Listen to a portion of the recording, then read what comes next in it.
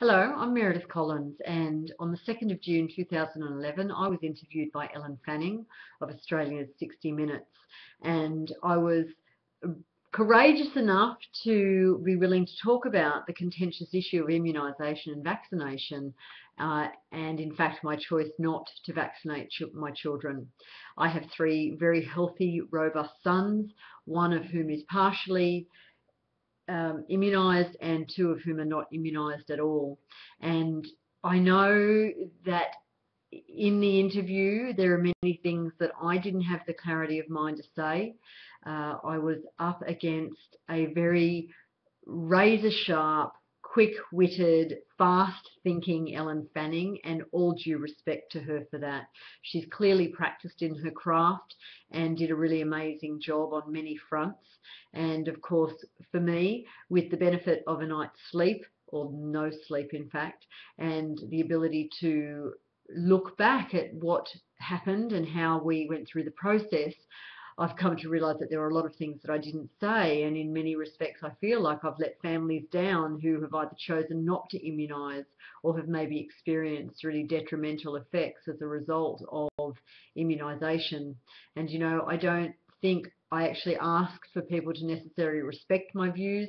I'm asking for people to tolerate my views, to have a tolerance, and tolerance in this society is something that's seriously lacking on many fronts. And one aspect that Ellen really drilled me about was my fear around immunisation. And whilst I didn't actively talk about fear around immunisation as I have thought about it, there's fear on both sides of the coin. The diseases that we are immunised against don't actually enter my consciousness. I don't give them a second thought. And I don't fear the immunisation. What I chose to do was to try and risk manage the immunisation process. And for people who choose to immunise, then their fear is maybe different. They fear the outbreak of disease. They fear their children being sick, and they're wanting insurance against that. And unfortunately, even with immunisation, there is no guarantee. 15% of all people vaccinated will still experience a disease that they have been immunised against, and there's no way we can tell who those people are going to be. You know, at one stage, she and I, before we even went on camera, were in the kitchen talking, and I grabbed a can of tuna and had that for my lunch. And I'm not a scientist, and I made that very clear in the interview. I'm a mother who's concerned, and intuitively I felt that immunisation wasn't right, not to mention the fact that there are immunisations are, or vaccines are, a cocktail of heavy metals and diseases, you know, that we receive in lots of 3 and 6. You know, it is amazing to me that as parents we actually condone giving our children a hit of 3 diseases at any one point in time. And recently I heard on the radio that you can now have an immunisation that contains six strains of a disease, and that's really incredible to me. So that we think that that is normal or natural, because not in a month of Sundays would we actually experience 6 diseases altogether. I've certainly never heard of a child having mumps, measles, rubella and chickenpox all at one time. It maybe has happened, but it would be so rare, and yet we choose to actually inject that into our children. And when I actually went on camera with Ellen, I talked about thimerol, I think is the ingredient with the mercury base, and she slammed me and she said, but what about that can of tuna you ate for lunch?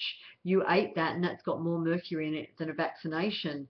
And my response is, I'm a 60-kilo, 42-year-old healthy woman with a fully functioning immune system, and I'm not mixing a deadly mix of other or chemical cocktail at one point in time like we do with our tiny babies who are 5, 10, 15 kilos in weight and with an immune system that's not established.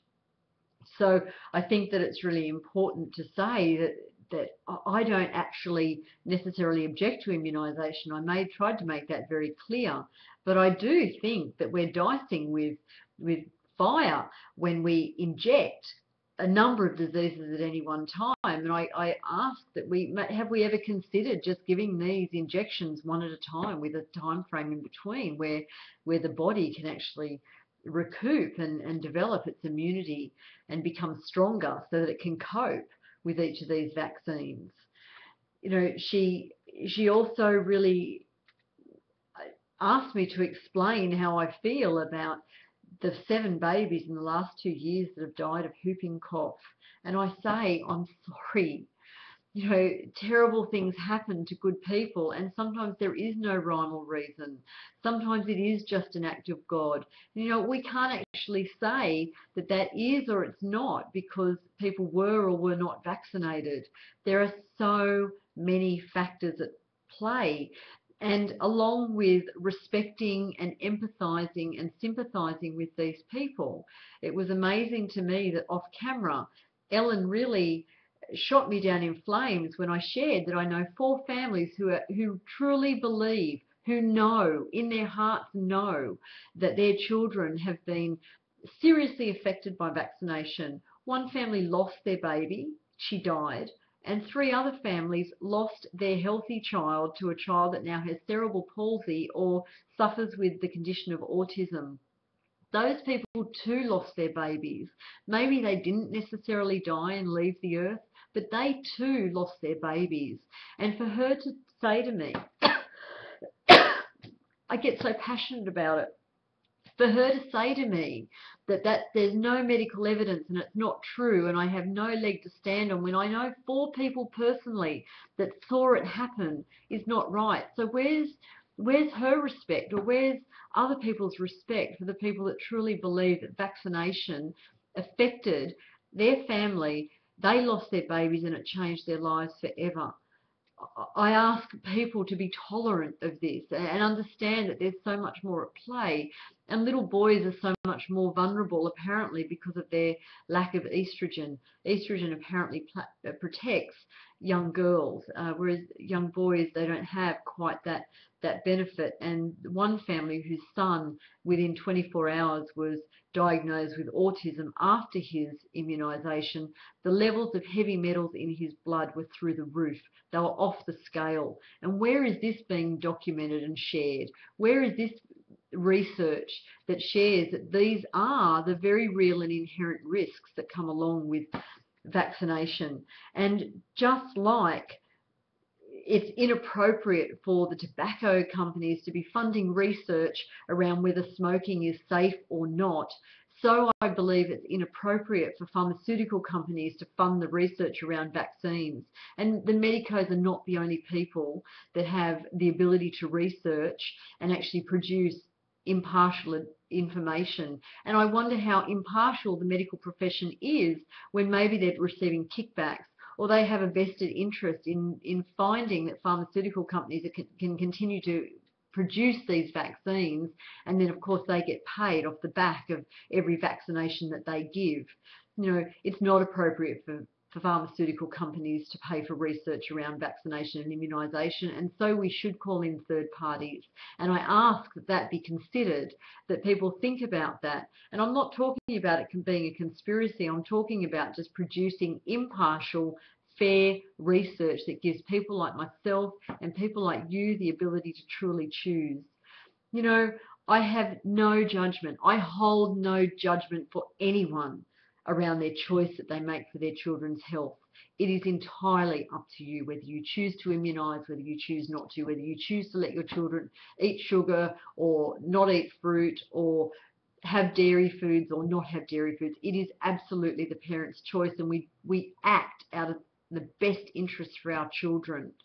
What I ask for is a tolerance level. Like, I absolutely tolerate and respect anyone's ability and viewpoints, and that they have the right to make those choices on behalf of those children. I ask that for those of us who have made different decisions, that we too are tolerated and respected and not ostracised and sent hate mail and have phone calls made, just like the families who have had babies that have passed away should be left alone and given the opportunity to be within their four walls and do what they've got to do to make their family function. So whatever your choice, my wish for you is good health, and that your family is well, and that the choices you make are ones that you can live with and that you're happy with. So thank you, and I'm sure that I'll hear from many of you about this subject.